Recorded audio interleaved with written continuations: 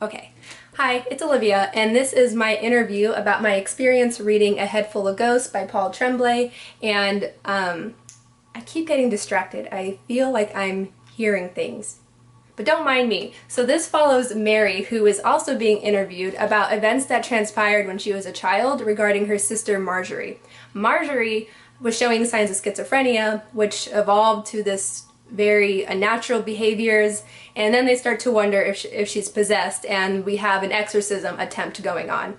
And because of the family's financial struggles, they agreed to allow a television crew follow them for a reality TV show called The Possession. This is a very atmospheric read. It creates this feeling of something always looming around the corner. Like I could practically hear the scary music. The sister Marjorie, her behaviors and the things that she says are creepy and inappropriate. Like, you know something isn't right.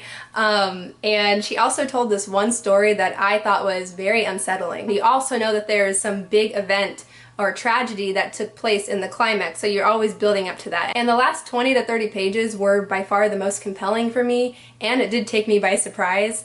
However, I did have some big flaws with this book. Like I said, we're following Mary as she's being interviewed, so we're going from present time to past time when all this stuff is going on, but we also have this other POV of this blogger who is dissecting the reality show and has all these theories of...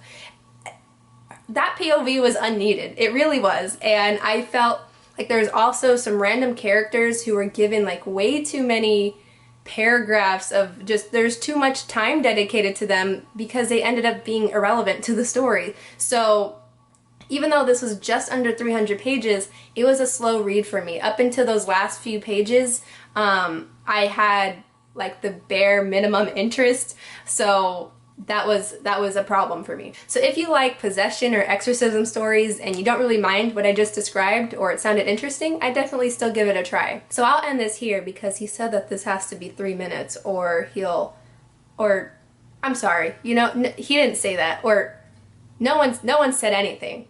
I'm fine. Everything's good.